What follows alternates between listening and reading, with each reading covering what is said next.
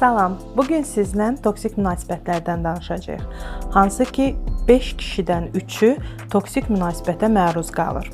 Amma toksik münasibət deyəndə ağlımıza təkcə kişilər gəlməsin.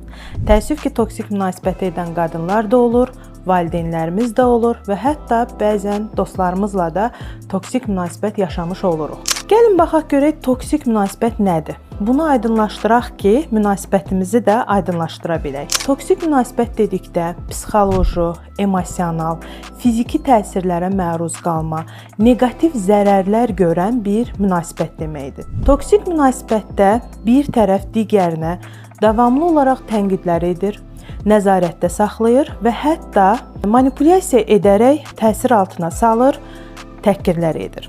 Əsas xüsusiyyətlərindən biri odur ki, bu münasibətlərdə sevgi və hörmət ikinci plana keçir. Ön planda isə qorxu, güvənsizlik hissi, özünə inam itkisi olur. Bu münasibətlərdə təəssüf ki, bir tərəf digərinin onu manipulyasiya etdiyinin və toksik şəxs olduğunun fərqinə varmır və devizi ondan ibarət olur ki, hər münasibətdə problem olur. Əgər münasibətimizə baxaq, sevgi, hörmət, qarşılıqlı anlaşma yoxdursa və sadaladığım problemlər illərdir, aylardır bizi narahat edirsə, biz əslində bu durumda mütəxəssisə müraciət etməliyik. Çünki bu münasibəti bitirməyə və yaxud da həll etməyə gücümüz yoxdur əslində.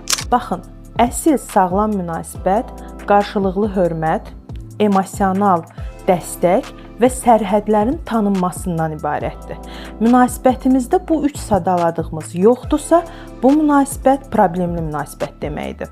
Hər kəs sağlam və dəyərli münasibətə layiqdir.